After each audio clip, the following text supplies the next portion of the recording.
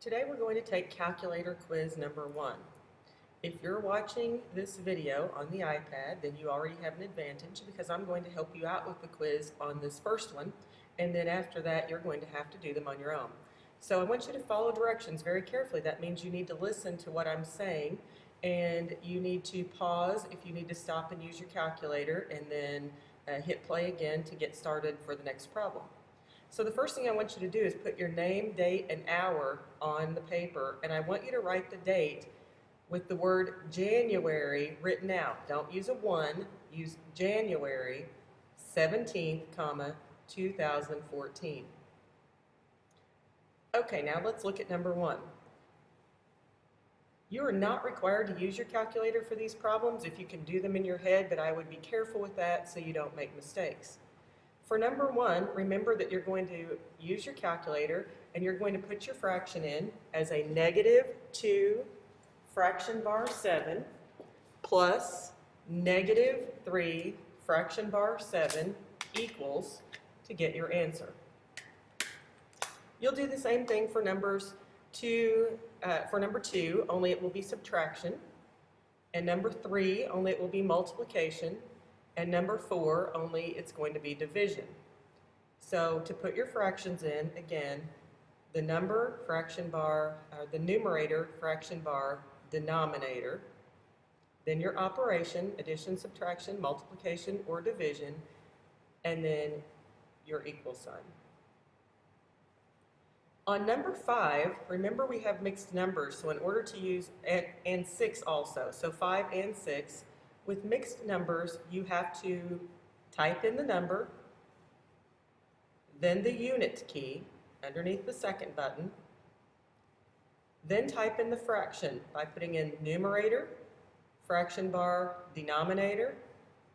So for the first one, it would be 2 unit 1 fraction bar 2 plus 3 unit 1 fraction bar 3 equals. You can use those same instructions for number 6. Number 7, what is the reciprocal of 2 and 5/9? Keep in mind that you can't just flip the fraction and make it 2 and 9 over 5. You need to put the mixed number into the calculator, 2 unit 5 fraction bar 9, then second,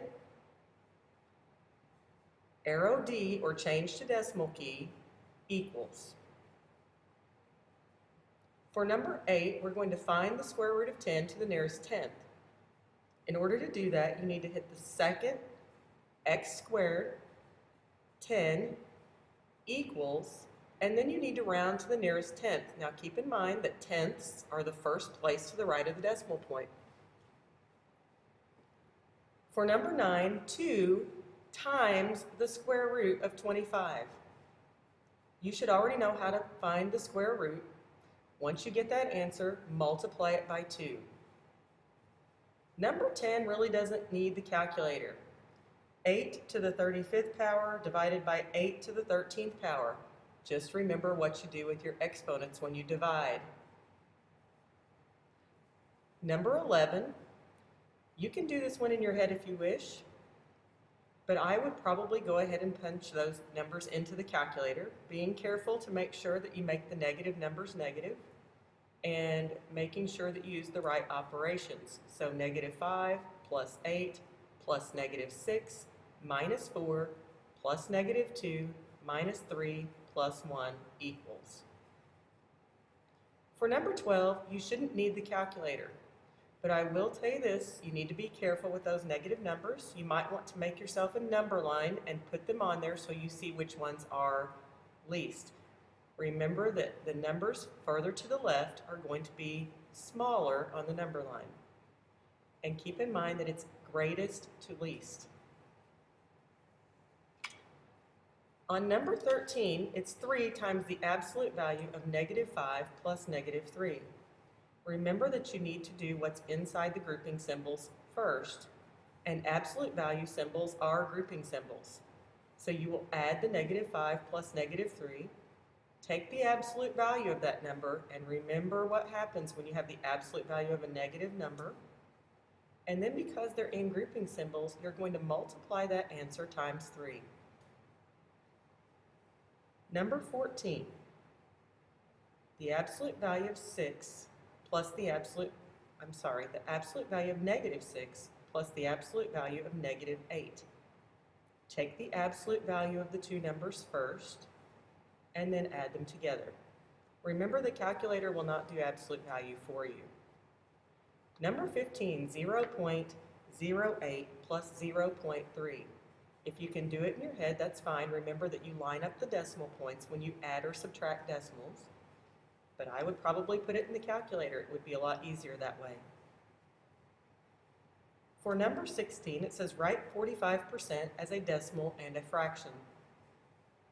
In order to put 45% in the calculator, you need to type in 45, second, parenthesis, make sure you look for the correct parenthesis with the percent sign over the top, and then hit the arrow F button to change it to a fraction. Once you get your answer, you can hit the arrow D button to get your decimal. There's no need to put 45% in twice. Just keep it the fraction, hit the arrow D button, and get your decimal. Number 17 says find 16% of 83. Remember that the word of means multiply in math. So once again, you're going to put in 16%, so 16, second, parenthesis, and multiply that times 83. If you don't remember how to put in a percent sign on the calculator, you could always change 16% to a decimal, 0.16, and multiply that by 83.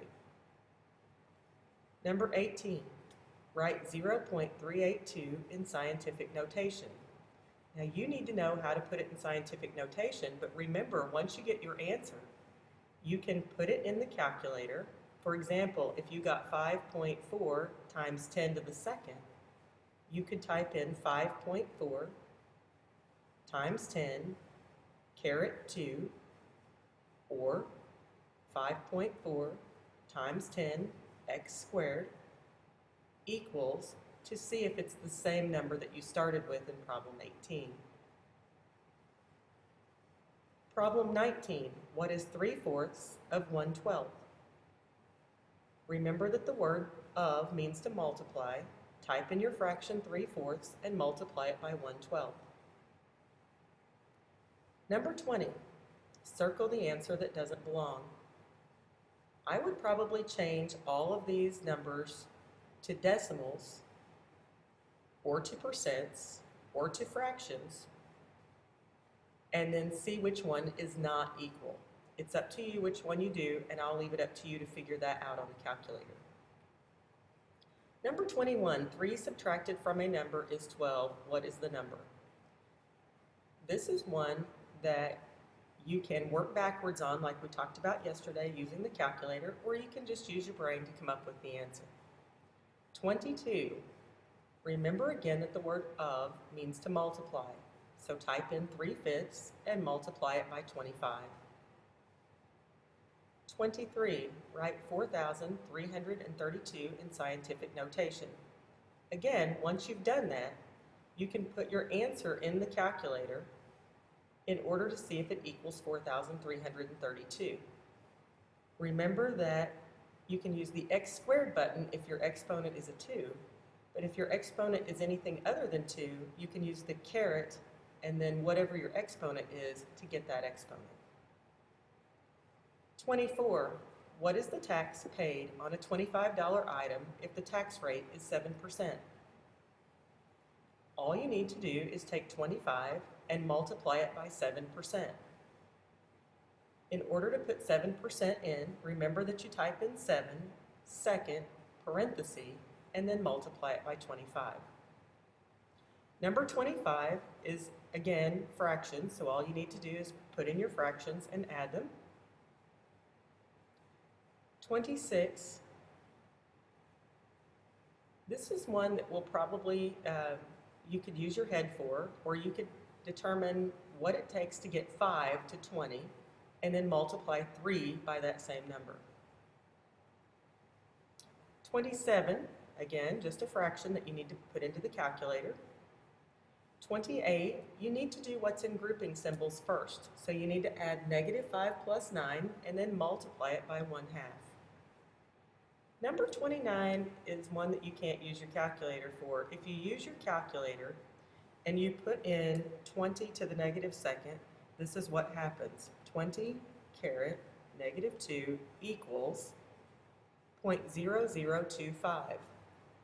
If you know how to change that decimal to a fraction, then you might be able to use the calculator for your answer. If not, use your head. You should know how to do this one from your math minutes.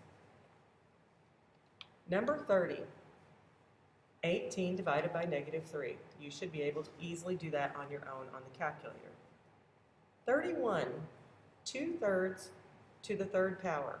Remember that you need to put that fraction in parentheses before you raise it to the 3rd power to get the correct answer. Number 32, reduce -6 and 16 over 24. Remember that what you need to do for this is type in -6 unit 16 fraction bar 24 and then simplify it with the simplify button. 33, put your fraction in and change it to a percent by hitting second fraction bar equals. 34, absolute value of -7 times the absolute value of -3.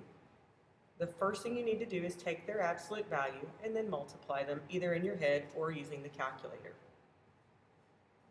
35, 121 over -11. Remember that that fraction bar means divide, and see if you can figure that out on the calculator.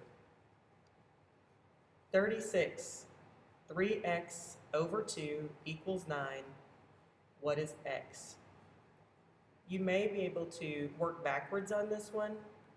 If not, use your head to come up with the answer. 37, the square root of 243 squared. We talked about this one yesterday, but if you don't remember it, use your parenthesis and then second x squared, 243, end parenthesis, x squared equals. 38, the cube root of 125 cubed. For this one, you'll use your parenthesis and then second housetop or caret.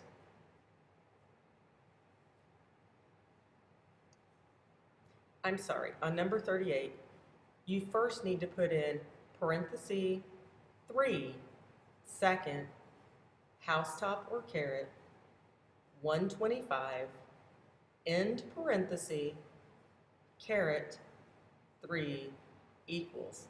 If you don't know that the cube root and cubing something are opposite functions, and if you remember from yesterday what happens with the square root and the squared being opposite functions, you can probably do 38 without the calculator. 39, find the lowest common denominator of 3/8 and 2/3. If you know what it is, that's fine. If not, then go ahead and add your two fractions and make sure the answer is in simplest form, and your denominator will be the lowest common denominator. On 40, don't use your calculator. We want an answer with exponents, and just remember what you're supposed to do with your exponents. Once you finish this quiz, at the bottom, I want you to write the sentence, "I'm so glad I had my earbuds today, so that made this quiz very easy." I'm so glad I had my earbuds today, so it made this quiz very easy. And have a good long weekend.